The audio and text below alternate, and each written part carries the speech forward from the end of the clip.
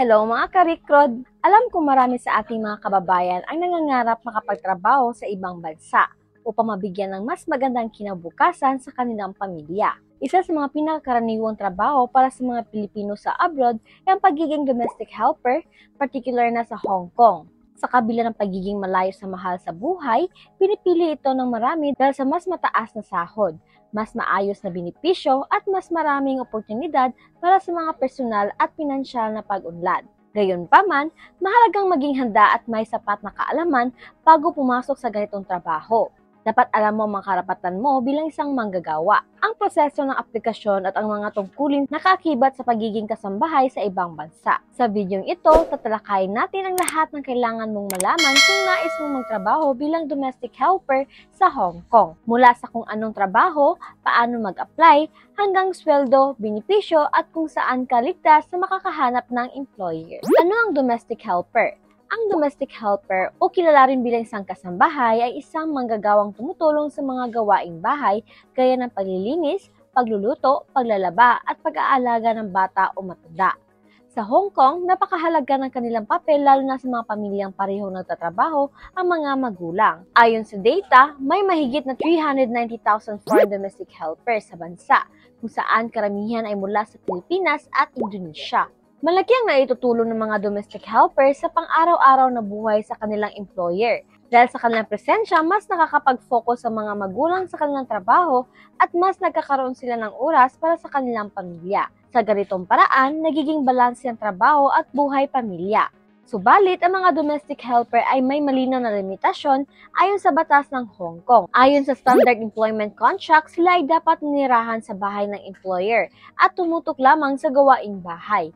Hindi sila pinapayagang magtrabaho sa ibang address o tumanggap ng part-time work. Ang pagsunod ng kontrata ay mahalaga upang maprotektahan ang karapatan ng helper at maiwasan ang mga legal na problema. Sa ilalim ng kontratang ito, may takdang tungkulin at benepisyo na dapat igalang ng parehong employer at empleyado. Paano mag-apply bilang domestic helper sa Hong Kong? Ang unang hakbang sa pag-apply bilang domestic helper sa Hong Kong ay ang paghanap ng litihimong recruitment agency na lisensyado sa POA, na ngayon tinatawag ng Department of Migrant Workers or DMW. Maaari ring mag-apply sa mga direct hire platform gaya ng Helper Choice, ngunit kailangang siguraduhin ligtas at maayos ang proseso. Pagkatapos pumili ng agency or platform, kailangang ihanda ng mga kinakailangang dokumento gaya ng passport, NBI clearance, birth certificate at medical certificate. Dapat ding mag-training sa TESDA para makakuha ng household services ng In-situ certificate. Mahalaga rin pagdalo ng pre-departure orientation seminars or PDOS bago umalis ng bansa. Sweldo at benepisyo ng domestic helper. Ang minimum allowable wage or MAWP sa foreign domestic helper sa Hong Kong ay kasalukuyang nasa Hong Kong dollars sa 4,870 kada buwan.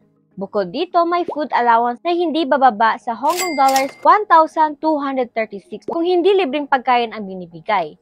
Ito ay katumbas na higit kumulang ng 35,000 o higit depende sa palitan. Bilang isang manggagawa, may karapatan din ang helper sa isang araw ng pahinga bawat linggo, sick leave, annual leave at iba pang benepisyong nakasaad sa batas. Mahalaga na ang sahod ay pinapadala sa pamamagitan ng bank transfer upang malinaw na ebidensya at maiwasan ang mga dispute. Bagamat walang standard working hours or overtime pay, inaasahan na igagalang ng employer ang sapat na pahinga at tulog ng kasambahay kung kailangan itong magtrabaho ng mas mahabang oras. Dapat bigyan ng sapat na pahinga sa ibang pagkakataon.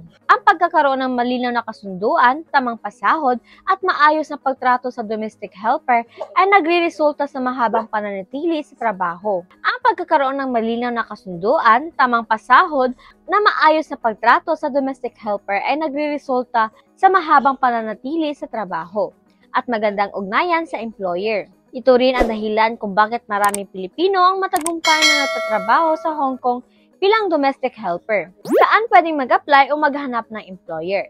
Maaaring mag-apply bilang domestic helper sa mga lisensyadong recruitment agencies na may job order papunta ang Hong Kong. Ang listahan ng mga litihimong agency ay matatagpuan sa opisyal na website ng Department of Migrant Workers or DMW. Siguraduhin updated at active ang lisensya ng agency. Bukod sa agencies, may mga online platforms gaya ng Helper Choice kung saan ikaw mismo ang pipili ng employer sa ganitong sistema.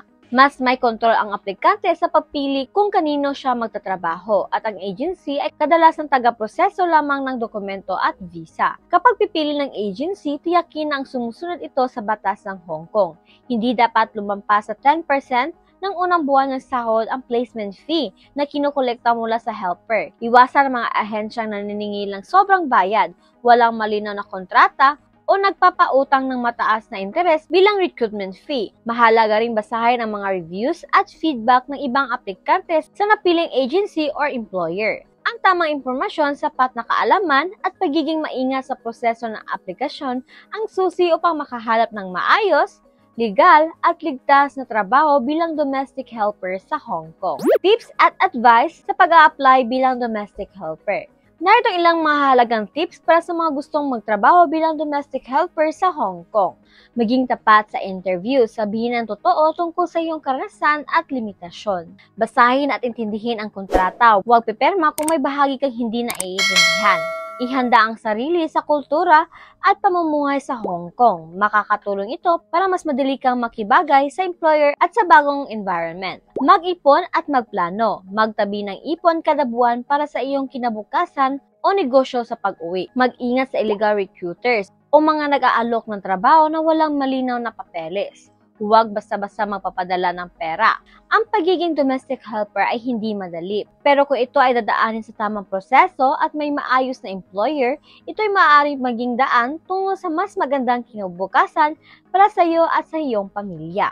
At yun lamang po mga karikrod, tunay na nga ang pagiging domestic helper sa Hong Kong ay hindi madali. Ngunit, ito ay isang marangal na trabaho na nagbibigay ng malaking tulong sa pamilyang umaasa sa remittance mula sa abroad. Sa pamamagitan ng tamang kaalaman at maingat ang pagproseso ng mga dokumento, maiiwasan ang illegal recruitment at iba pang problema sa trabaho, mga karapatan at responsibilidad upang maprotektahan ang iyong sarili at mapanatili ang maayos na ugnayan sa iyong employer. Hangad namin ang iyong tagumpay at kaligtasan sa iyong magiging trabaho sa Hong Kong.